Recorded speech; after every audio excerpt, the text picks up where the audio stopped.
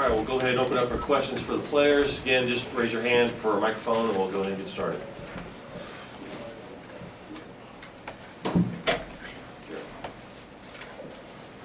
Trent, what's just the feeling after that one, and how do you diagnose how that got away from you to go in overtime?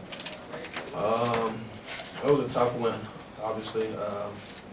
Good team, you know, that was a team, you know, we already knew we had to go out there and fight for 40 minutes. And they gave us their best, so, you know, we went in overtime, we had to, you know, stick together. You know, we had to put it together and get some stops on defense, you know, to go out to the W. It was a hard fight, but, you know, we're going to take this win and enjoy it because, you know, we fought hard tonight. Trey, is there a value to having a game as tough as that for your season opener? I think that will set the tone for us, you know, and will prepare us, you know, going forward. And you know, like here in the Big Ten, like we all, like every night we have tough games, so I think that will be like pretty good stuff for us. What was just going wrong during that 15-0 run from Nicholls State late in the game for you guys? I don't think nothing was going wrong for us. I feel like defensively, we just wasn't engaged as much, and also I feel like it was making shots. I mean, we let a team on the road get hot. You know, they have nothing to lose. I mean, everyone had a thought that we'd win tonight. So, you know, Nicholls State came in here just with their fans, what they brought to the game, and their team, so they had nothing to lose. So when they chucking those threes up, they shooting it with nothing to lose, with 100% confidence, and they were just making shots. Andres, I think this is your second double-double in the last 3 games. Is there anything rebounding-wise that you've changed or done to grab those boards? Not really. I just trying to go out there, you know, like give it up for my team, and you know, I like to help the big. You know, like sometimes they box out too hard, and sometimes they're not able to move and go get the rebound. That's why I'm around, you know, to help them get the rebound. You know, I'm a team guy. If that's what the team needs to do, that's what I'm going to do.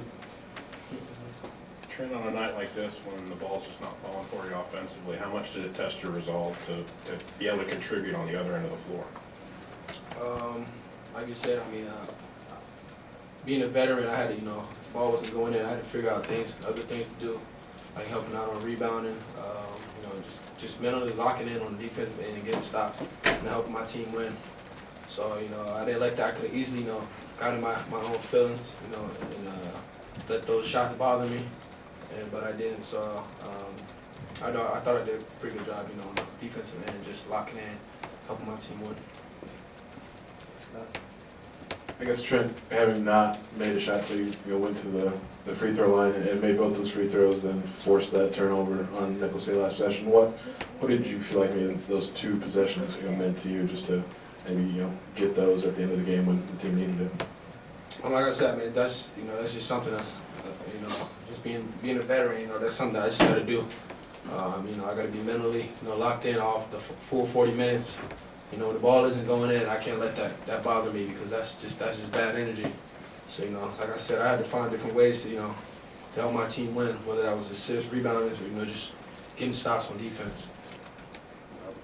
For Style and Trent, would you talk about the toughness and the leadership and the intangibles that you get from Dre? I mean, he's a great player. He's a leader. He's a senior. He's been through the battles, been through the war, and he just has experience. So when you get up to tough spots, you know, it's always great to have someone like that, you know, by your side. I call him a little pit bull. You know, he's tough, man. You know, for a guy like that, you know, obviously 5th year. He's one of the guys we trust on his team. With the ball in his hand, late shot clock, you know, he makes the right play. He's unselfish, and he gets after it on defense. He did a great job, you know, rebounding, helping those guys out tonight. But other than that, you know, Dre's been one of our, you know, our go-to guys on this team, and he's been, you know, phenomenal for this team. Eric? Just kind of going off of that for either of you two again, Dre scoring the first 7 points of overtime, just how did you see him just come out and just kind of assert himself early on in that overtime period to kind of push you guys for the win?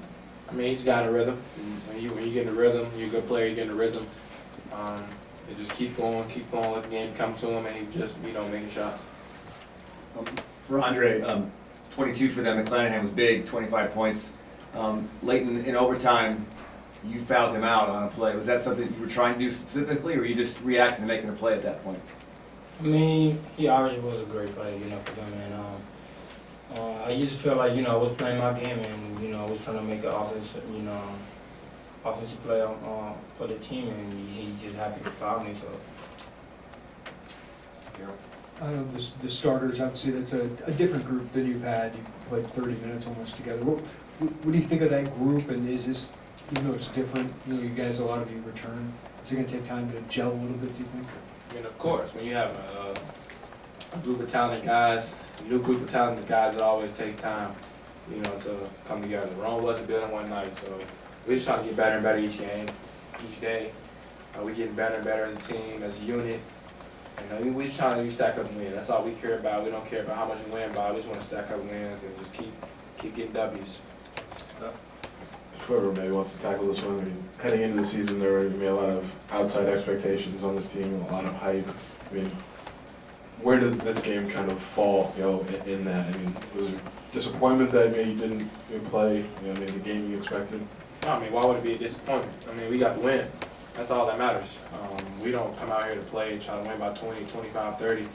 We come out, we play for ourselves with the W, so we're not worried about, we went to overtime. That's a good team over there. Nicholls State's a great team. They play the game the right way, and they got shot makers. So at the end of the day, it's not about the jersey, the name on the front of the jersey. It's about, they are Division I basketball players. So there's a lot of talent everywhere. Nicholls State showed that. They might be there for, different various reasons, but at the end of the day, we don't, just because we went to overtime, we're not looking at it as a disappointment because we got the win. Yeah, this one's for any of you guys. 23 turnovers. Granted, it was against a high-pressure defense, but going on the road, how concerning is that stat line tonight? 23 turnovers. I think that will be something that we have to work on, obviously, and it was the start of the season. I think we still have a long way to go. I think we're gonna be working together. We are obviously like one of the top guard in the league, and we obviously we're gonna be fine. We just gotta keep working and stay as a team, and we're gonna be okay. Any other questions? Okay. All right, thank you guys. Thank you.